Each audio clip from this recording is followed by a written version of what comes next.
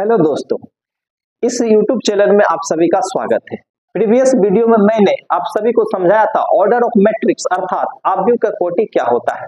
आज की इस वीडियो में हम आपको समझाएंगे इससे रिलेटेड कुछ सवाल को। ठीक है, तो देखेंगे हमारे पास जो सवाल है वो क्या दिया हुआ है, 6 अवयवों वाले कुल आव्यूह की संख्या क्या है। अर्थात आपको 6 अवयव दिया जाएगा और आपसे पूछा जाएगा कि 6 अवयव से कुल कितने आव्यूह की आप रचना कर सकते हैं। ठीक है, तो हम मान लेते हैं हमारे पास 6 अवयव क्या है, ए बी सी डी ई और एफ है।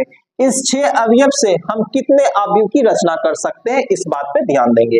पहला हम आव्यूह ले लेते हैं ए के पास देखिएगा कौन कौन सा अवयव है, ए है, बी है, सी है, डी है, ई है, एफ है।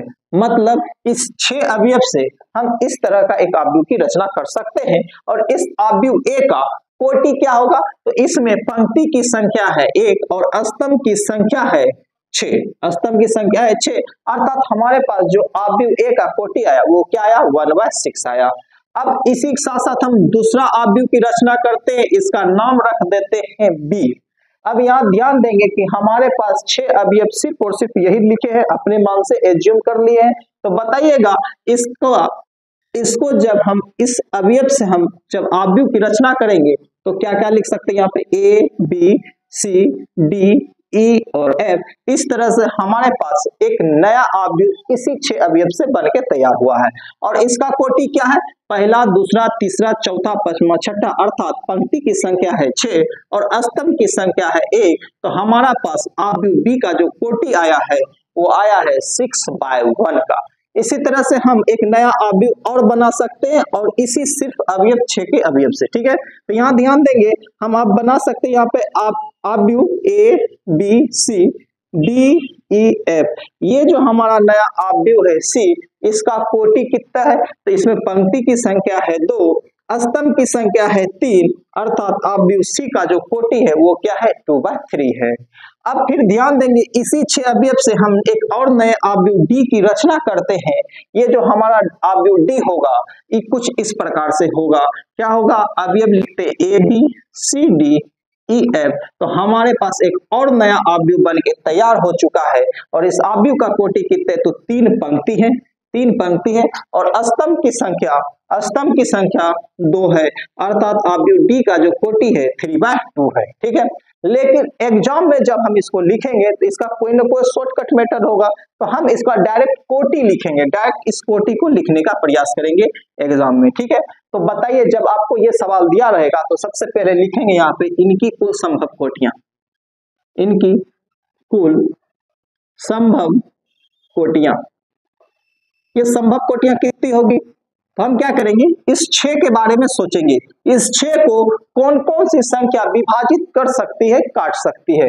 इस 6 को पहला संख्या है 1 जो इसको 6 बार में काट देगा, दूसरा संख्या है 2 जो इस 6 को 3 बार में काट देगा, तीसरा संख्या है 3 जो इस 6 को 2 बार में काट देगा और चौथा संख्या है खुद 6 जो इसको 1 बार में काट देगा। ठीक है, तो हमारे पास जो संभव कोटियां हैं क्या क्या होगा, तो पहला लिखेंगे 1 और 1 6 को कितने टाइम्स में काट देगा, 6 टाइम्स में। ठीक है, अब यहाँ देखेंगे 2 जो है 2 इस 6 को कितने टाइम्स में काट देगा, तो 3 टाइम्स में काट देगा। ठीक है, अब ये जो 3 है 3 6 को 2 बार में काट देगा और ये जो है 6 को 1 बार में काट देगा, 6 को 1 बार में काट देगा।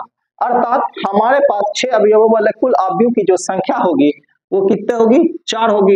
एक बार तो हमने अलग अलग रचना बना के समझाया था, अब डायरेक्ट मैंने समझाया तो देखेंगे यहाँ से भी कोटि क्या है, पहला 1/6 है तो 1/6, दूसरा क्या है 2/3 तो 2/3, 3/2 तो 3/2, 6/1 तो 6/1। इतनी आव्यूह की रचना की जा सकती है। ठीक है, अब नेक्स्ट एग्जांपल को समझने का प्रयास करेंगे। आपको दिया गया यदि किसी आव्यूह में 24 अवयव है तो संभव कोटियां क्या है, तो बताइए ये जो संख्या है 24 को कौन कौन सी संख्या विभाजित कर सकती है। ये जो संख्या दिया गया 24 को कौन कौन सी संख्या काट सकती है, तो पहला संख्या है 1, दूसरा है 2, फिर है 3, फिर है 4, फिर है 6, फिर है 8, फिर क्या है 12, फिर खुद क्या है 24। ठीक है, इतनी संख्या काट सकती है। तो मतलब हमारे पास जो संभव कोटियां हैं, जो संभव कोटियां हैं, वो कोटियां हैं वो क्या क्या होगा। तो पहला जो कोटि है वो एक, और एक का टेबल पढ़ेंगे कितना बार में 24, तो 24 बार में। ठीक, चलिए तो पहला कोटि क्या हो गया 1/24। दूसरा कोटि क्या हो जाएगा, तो यही 2 से डिवाइड करेंगे 24 को कितना टाइम्स में, 12 बार में। तीसरा बताइए क्या हो जाएगा, 3 का डिवीजन करेंगे 24 से, बताइए 3 से भाग देंगे 24 में, तो 3 का पहाड़ा पड़ेगा 8 बार में 24। ठीक है, अब 4 से भाग लगाएंगे, तो बताइए जब 4 से भाग लगाएंगे 24 में, तो 4 6 के 24। अब फिर जस्ट अपोजिट हो जाएगा, तो देखिए यहाँ से आपके पास जो पांचवा होगा इसका जस्ट उल्टा होगा, 6 चौके 24, 6 चौके 24। फिर इसका जस्ट उल्टा हो जाएगा 8 तिया 24 3 बार में, है ना। फिर बताइए इसका जस्ट उल्टा हो जाएगा 12 दूनी 24। फिर इसका जस्ट उल्टा हो जाएगा बताइए 24 गुना 1। अर्थात हमारे पास अगर अवयवों की संख्या 24 दिया गया होगा, तो हमारे पास जो कुल संभव कोटियां हैं वो संभव कोटियां कितने हैं, 8 है, जो इस प्रकार से है। ठीक है, अब देखेंगे कुछ और एग्जांपल लेते हैं। मान लिया जाए आपको 24 के जगह पे हम 12 लिख देते हैं कि एक किसी अवयव में 12 अवयव है, तो कुल संभव कोटियां क्या है, तब किस प्रकार से बनाएंगे। तो बस वही काम करेंगे, अब 24 को हटा करके वहां पे 12 लिख के सोचेंगे इस 12 को कौन कौन सी संख्या जो है डिवाइड कर सकती है, इसके बारे में हम सोचेंगे। ठीक है, तो देखेंगे इस 12 को काटने वाली पहली संख्या तो 1 होगा, दूसरा संख्या 2 होगा, तीसरा संख्या 3 है, चौथा 4 है, पांचवा 6 है,